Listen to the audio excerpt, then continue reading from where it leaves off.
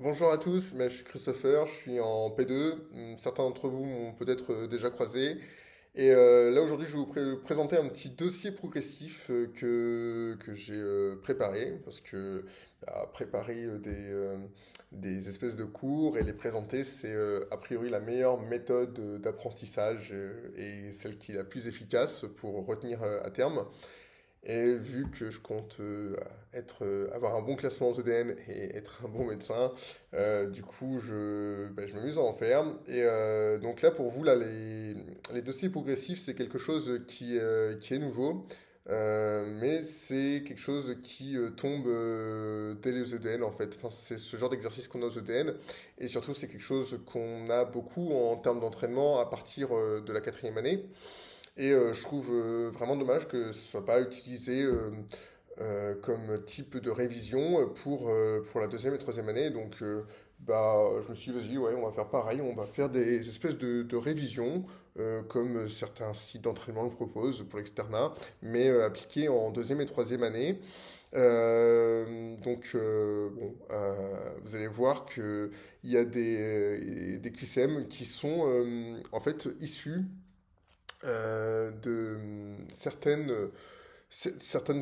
de certains QCM des EDN des années précédentes.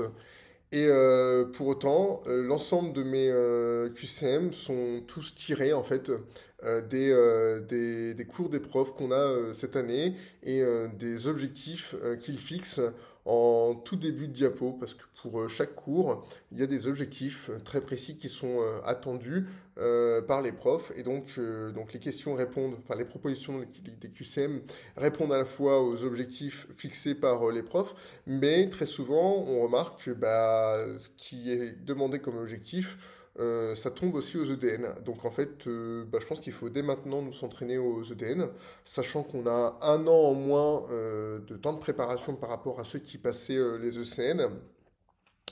Et surtout, en fait, je trouve forcément, il faut apprendre par cœur en deuxième et troisième année, mais ça fait un petit peu court catalogue et que c'est un peu découplé par rapport à ce qu'on peut retrouver en termes de clinique ou en termes de médecine. En fait, il y a beaucoup de choses à apprendre et on ne sait pas ce qui est vraiment pertinent ou pas à apprendre vu que ça fait un peu. Voilà, vu que ça fait un peu catalogue. Du coup, vous allez voir le format que ça donne, là, le dossier progressif, et vous me direz comment je peux l'améliorer. Mais vous allez voir que du coup, ça permet vraiment de tester pas mal ses connaissances, mais surtout, ça permet d'avoir une vision un peu plus clinique de tout ce qu'on a à apprendre. Surtout que souvent, les DP, là, comme le premier que j'ai fait, c'est assez transversal. Ça prend un petit, ça prend deux cours globalement.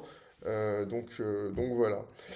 Écoutez, j'espère que ce que j'ai concocté va vous plaire et vous permettre de réviser. Et voilà, donc j'en ai plusieurs en cours de préparation.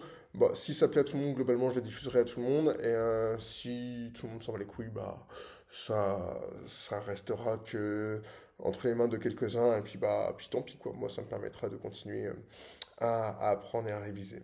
Ouais, on est parti du coup pour le premier QCM de ce premier dossier progressif de génétique médicale.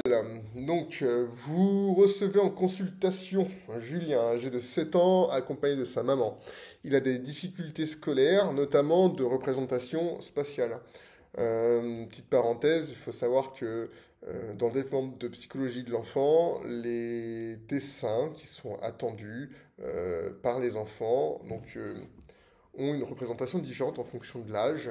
Et en fonction d'un dessin d'un enfant de 7 ans, s'il dessine comme un enfant de 3 ans, ça peut être le signe d'une pathologie, d'une déficience intellectuelle ou cognitive qui est nécessaire de continuer à explorer.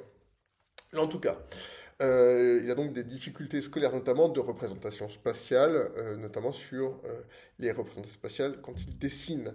Sa maman vous fait part de problèmes digestifs persistants, rien à voir, mais elle en profite, notamment des coliques depuis plusieurs années. Voilà. Donc, vous avez un premier QCM où on reprend quelques éléments du cours, notamment sur quelques définitions, on va dire. Donc, première proposition, la flèche 1 pointe sur l'espace du visage appelé la glabelle. La flèche 2 pointe sur l'espace du visage appelé le philtrum. 3. Le nez du patient semble être caractéristique d'une dysmorphie faciale. Quatrième proposition, les difficultés scolaires sont un élément de recherche lors d'une consultation en génétique. Cinquième proposition, les problèmes digestifs nécessitent un examen médical hors du cadre de génétique. Alors, oui, je sais ce que... Donc là, vu que ma présentation, elle est présentée en direct en conférence et que bon, vous êtes quand même deux, trois à être dessus pour la commenter, du coup, les propositions un ou 2 c'est vraiment pas pour faire chier de manière à trouver des propositions pour des propositions. En vérité, les descriptions de signes de dysmorphie faciale le sont avec des termes bien particuliers et ce serait dommage de ne pas savoir répondre à une question au partiel ou aux EDN parce que on n'a pas appris les termes en particulier. Donc c'est dans le cours, donc c'est important de le savoir. Ceci étant dit, on peut du coup passer aux réponses. Donc, la première proposition était vraie. La flèche 1 pointe sur l'espace du visage appelé la glabelle. La flèche numéro 2 pointe sur l'espace du visage appelé le philtrum. Donc, c'est cette espèce de fosse entre le nez et la partie supérieure de la lèvre supérieure. Le nez du patient semble être caractéristique d'une dysmorphie faciale. C'est vrai, le nez est assez remonté, assez court. Ça fait un peu nez de cochon, qui effectivement, pas de réponse maintenant, mais c'est évocateur d'une pathologie d'origine génétique. Mais il y a d'autres signes comme ça, évocateurs. Vous voyez, celui-là, à un moment donné, il y a une espèce de forme du visage qui ressemble un peu au casque des gladiateurs grecs. Là, par exemple, c'est le syndrome de Walsh-Hirschman. Je suis pas sûr de la prononciation, mais c'est un truc que j'ai retenu et qui est dans l'un des cours du prof. Euh, En quatrième proposition, les difficultés scolaires sont un élément de recherche lors d'une consultation en génétique. Donc ouais, en consultation génétique, ce qu'on recherche, c'est un faisceau d'indices, un faisceau d'arguments. C'est pas pour rien que les consultations elles durent entre trois quarts d'heure et une heure. Donc bah, effectivement, les difficultés scolaires, difficultés d'apprentissage, difficultés d'élocution, difficultés pour se mouvoir, difficultés liées aux relations sociales, de comment l'enfant va se comporter vis-à-vis des autres. Est-ce qu'il va être hyper social? Est-ce qu'il va être plutôt justement très timide et puis va avoir du mal à se faire des amis, etc. Enfin, la dernière proposition qui est fausse, les problèmes digestifs nécessitent un examen médical hors du cadre contexte de génétique. Bah, bien entendu, c'est faux. On l'a dit, c'est un faisceau d'indices, d'arguments qui doivent être dans leur ensemble pris en compte. Donc, un ensemble de symptômes bah, parfois complètement différents qui sont d'associations illégitimes ça doit vous parler normalement, qui sont la cause d'un syndrome. Voilà, donc effectivement, en consultation de génétique, on prend en compte, bien entendu, l'ensemble des, des, des signes cliniques et des symptômes. C'est important. Donc on passe donc à la diapo suivante où je vous ai mis du coup ce qu'il y avait dans le cours du prof, voilà, où il y a quelques éléments de langage médical qui sont, je pense, à savoir, au moins pour la forme palpébrale qui peut retomber un syndrome dans un syndrome d'origine génétique, le philtrum aussi qui est très souvent en cause, la glabelle aussi, glabelle qui doit avoir la taille en termes de largeur identique à la largeur d'un œil. Donc c'est divisé en trois hein, globalement. Quand on prend d'œil à œil, globalement on peut diviser en trois et voilà, les deux yeux doivent avoir la même taille et puis l'espace entre les deux yeux doit avoir la même taille qu'un œil. Bon, bref. Donc ça c'est des trucs que vous pourrez retourner voir dans le cours. mais c'est important de savoir un peu le vocabulaire, parce que du coup, s'il n'y a pas d'image ou co-caisse lors d'un dossier progressif, si on vous parle de filtrum, je sais pas, raccourci, bah, c'est de la merde, quoi. Enfin, vous n'allez pas pouvoir l'imager dans votre tête, quoi. Alors, lors du rendez-vous en conseil génétique, l'ensemble des examens interrogatoires font suspecter une maladie génétique. Bon, là, forcément, symptômes d'association illégitime font penser à un syndrome et très souvent c'est d'origine génétique. On pourrait même parler de pathologie mitochondriale si on voudrait creuser en fonction de ce que je vous donnerai comme signe clinique. Enfin bref, là pour le moment, je m'écarte un peu, on va revenir à ce deuxième QCM et ses propositions qui sont tombées aux EDN l'année dernière. Et vous allez voir que ces propositions tombées aux EDN sont totalement raccord avec ce qui nous est demandé d'apprendre en cours avec notre prof cette année. Donc première proposition, l'examen génétique devra nécessiter le consentement écrit des parents de Julien.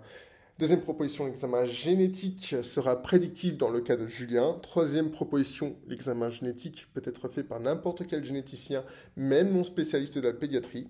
Quatrième proposition, n'importe quel pédiatre aurait pu demander un examen génétique pour établir un diagnostic.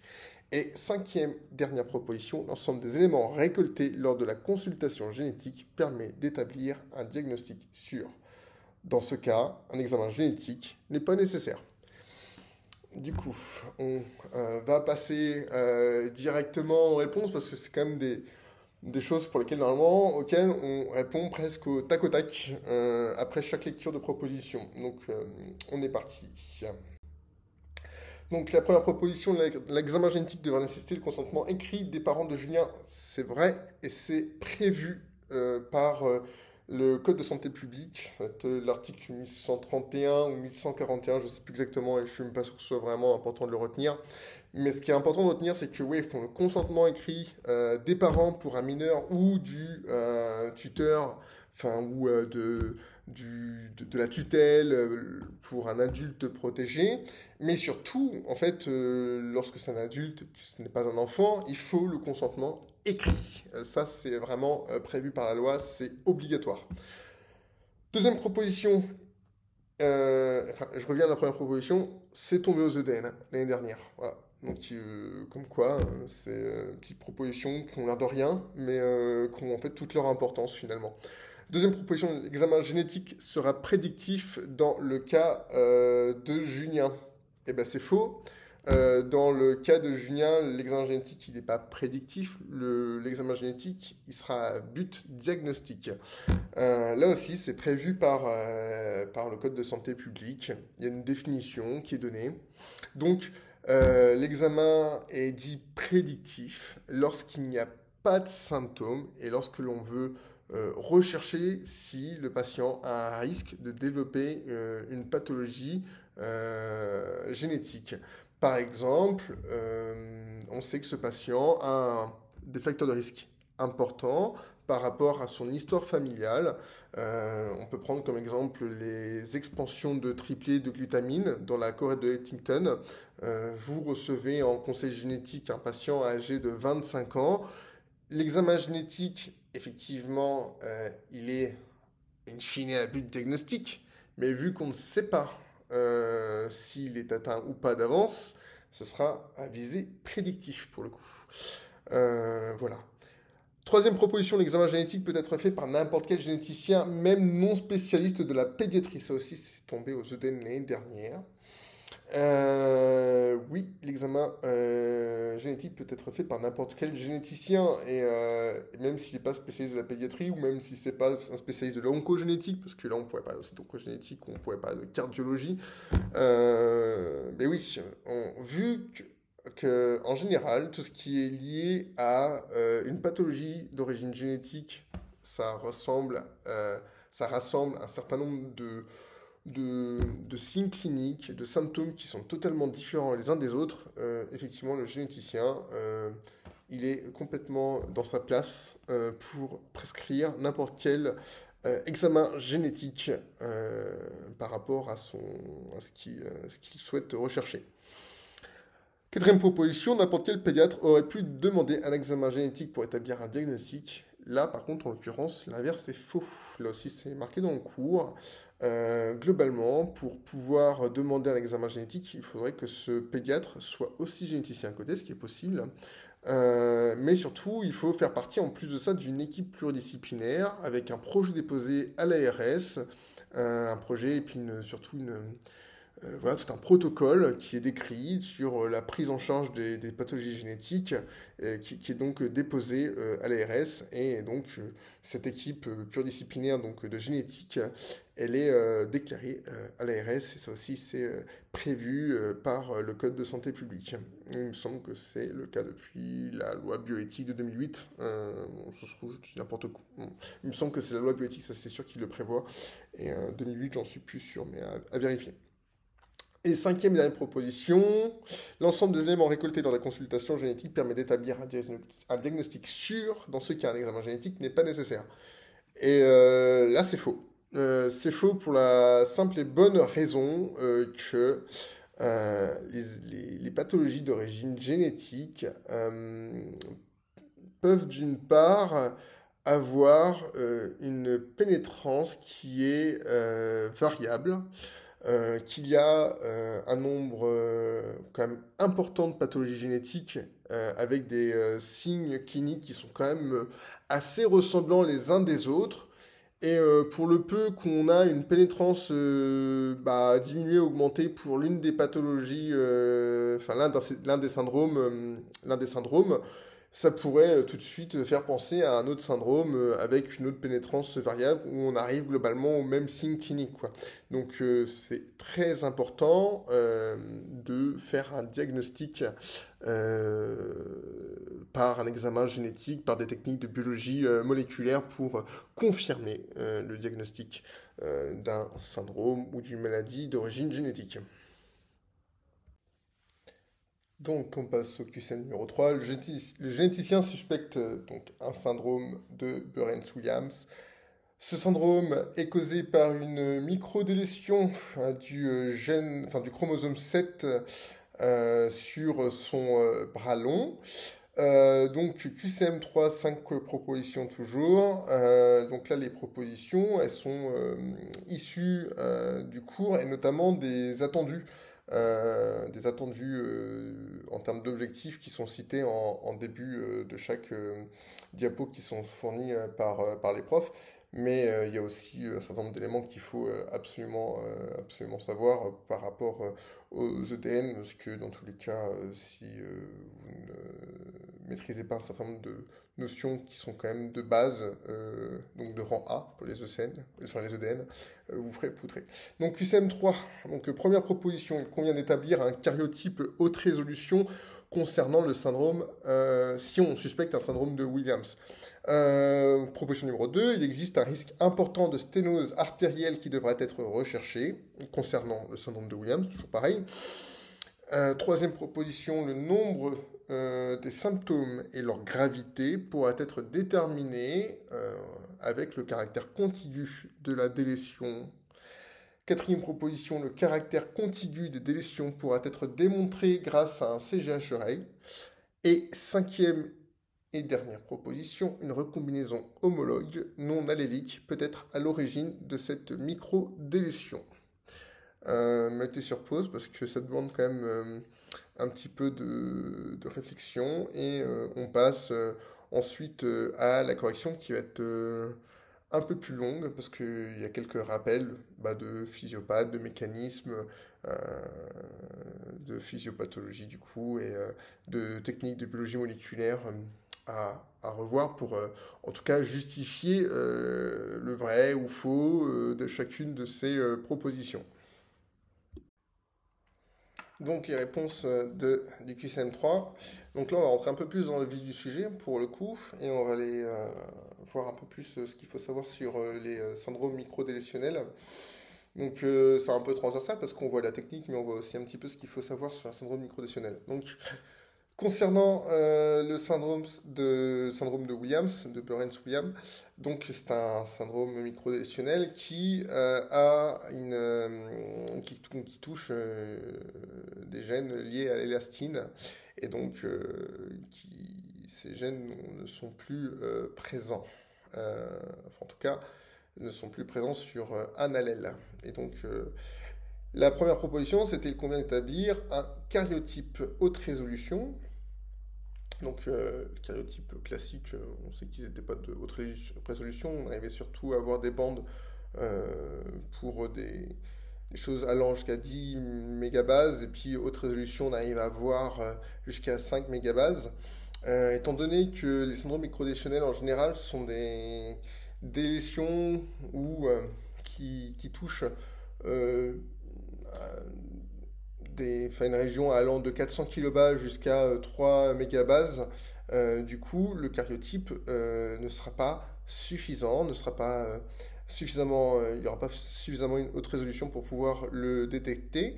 Et donc, la réponse est fausse. Et ça, il faut le savoir direct par cœur. Ça, il faut le retenir. Sinon, c'est sûr, vous allez vous faire poutrer à l'examen. Et vous ferez aussi poutrer aux EDN, parce que c'est ce genre de questions qu'ils aiment bien poser. Euh, Ensuite, sur la question 2 que je vais traiter du coup maintenant, et je vais revenir un peu plus tard sur la proposition numéro 1 pour aller l'expliquer un peu plus. Le syndrome microdécisionnel sont souvent de caractère dominant, donc oui, c'est une réponse exacte. Il faut retenir que les syndromes microdécisionnels sont souvent de novo, sporadiques. C'est rarement lié à une hérédité de type mendélienne, même s'il peut y avoir dans certains cas une forme d'hérédité, notamment lors de la méiose. Pour les parents. Il me semble que c'est de l'ordre de 1 à 5%. Euh, c'est à revoir, c'est même pas savoir parce que c'est même pas indiqué dans le cours. Mais en tout cas, les syndromes de Williams qui seraient d'origine, on va dire, liés aux parents, il me semble que c'est 1% la fréquence. La fréquence. Donc du coup, étant donné que c'est de novo, en général ça touche un allèle, on n'a pas la mutation sur deux allèles quand c'est sporadique comme ça. Donc c'est voilà, un peu par logique que on détermine que c'est un caractère dominant. Voilà, un seul allèle arrive à foutre le bordel, et quand un seul allèle arrive à foutre le bordel, c'est dominant. Euh, voilà. Sinon, c'est récessif quand il faut que ce soit les deux allèles qui soient disparus pour qu'il puisse y avoir une pathologie. Une pathologie. Donc je reviens à la question numéro 1. Donc il convient d'établir un karyotype haute résolution. Donc je disais donc du coup ben non. Il faut au moins faire un fiche. Même si le fiche aura pas forcément une valeur prédictive positive très, très élevée, donc, mais ça pourra déjà donner un ordre d'idée. Ici en A, on voit qu'il y a un fiche qui a été fait. C'est un fiche interphasique si je me trompe pas. Donc on a en vert donc du coup le contrôle et on a en rouge du coup le patient. Et on voit qu'on a deux copies pour le contrôle et on voit qu'on n'a qu'une seule copie pour le patient. Donc, ce qui nous laisse suggérer, du coup, là ici avec un fiche, qui a une microdélétion du coup, sur l'un des chromosomes. Le fiche, donc, du coup, là aussi, c'est pas tellement à savoir, mais voilà, une valeur prédictive qui n'est pas forcément suffisant pour directement faire un diagnostic, même si pour le syndrome de Williams, la valeur prédictive elle est assez élevée et qu'un fiche pour le syndrome de Williams peut suffire en tout cas à établir euh, que c'est bien un syndrome de Williams au vu des, des, des signes cliniques et des symptômes qui sont quand même assez caractéristiques. Sinon, l'autre technique, on la verra un peu plus tard, qui permettra de diagnostiquer de manière sûre qu'on a affaire à un syndrome de Williams, c'est un CGH-oreille. Pour la proposition numéro 3, donc la variabilité de la pénétrance pourra être déterminée avec le caractère contigu de la délétion. Donc effectivement, dans le cadre des microdélétions, le caractère contigu est lié à la pénétrance. On a, en fonction du nombre de gènes qui a sauté, une pénétrance qui est variable, avec une sévérité des symptômes qui est également variable. Et donc c'est ce qu'on appelle donc, le syndrome des gènes contigus. Il y aura donc plus il y aura de gènes qui auront sauté, plus la sévérité sera, c'est pas forcément vrai tout le temps, mais en général, plus il y a de gènes qui sautent, plus la sévérité sera importante. Pour les gènes contigus, faut aussi se souvenir d'un autre. Je suis un peu fatigué. Enfin, donc se souvenir d'un autre syndrome qui est le syndrome, je l'ai oublié celui-là, ouais, c'est ça, c'était la neurofibromatose, c'est les trucs qui se caractérisent par des taches un peu de café et dont la variabilité de la pénétrance est quand même très différente dans le cadre de ce syndrome et qui est du coup lié au caractère contigu de la délétion. Voilà. Pour la quatrième proposition, le caractère contigu des délétions pourra être démontré grâce à un CGH-Ray. C'est vrai, les CGH-Ray sont suffisamment hautement résolutifs pour permettre de voir le nombre de gènes touchés et on dispose de suffisamment de données génétiques pour savoir quel gène ou pas est touché. Donc sur le même principe que le FISH, on est sur de la comparaison relative, donc un test contrôle d'ADN plus la référence, celle du patient, et on a soit un gain, soit une perte, donc une délétion au niveau des gènes. Donc on va pouvoir voir ici donc une délétion à un certain locus et la position. Et on pourra, dans d'autres syndromes, c'est là où on revient sur le cours, notamment les syndromes dits en miroir, par exemple, avec le gène RUNX2 qui cause un peu des symptômes en miroir en fonction de s'il y a une délétion ou s'il y a une duplication du gène en question. Et donc là, c'est quelque chose qu'on pourra voir justement sur un CGH-Ray. Et où il faut faire attention, c'est que le CGH-Ray, donc du coup, c'est de la comparaison relative. Et donc, où on pourra seulement voir s'il y a une délétion ou une duplication, mais dans des transversions, on ne pourra pas le détecter. C'est la limite du CGH-Ray, pour le coup. Et enfin, dernière proposition, une recombinaison homologue non allélique peut être à l'origine de cette microdélétion. Et donc, c'est ce qui est à savoir avec justement les syndromes microdélétionnels. Ce sont les mécanismes qui arrivent à ces syndromes microdélétionnels. Donc, on en a trois, ceux qui sont du coup fréquents, avec les recombinaisons homologues non alléliques. Et donc, dans ces recombinaisons homologues non alléliques, on en retrouve du coup trois possibilités. Soit ils sont interchromosomiques, comme on voit sur le schéma, soit interchromatidiens, soit intrachromatidiens. Bon, le mécanisme est dans le titre. Voilà, donc on retrouve des... Donc ça, le NAR, recombinaison homologue non allélique, c'est donc une cause récurrente, et on retrouve deux mécanismes pour les causes non récurrentes, donc le NEH, qui est plutôt lié à aux extrémités, où on a une recombinaison non homologue en fonction des extrémités, et sinon les fauches liées à la fourche de réplication. Voilà, ça, ce sont des phénomènes un peu moins récurrents. Voilà.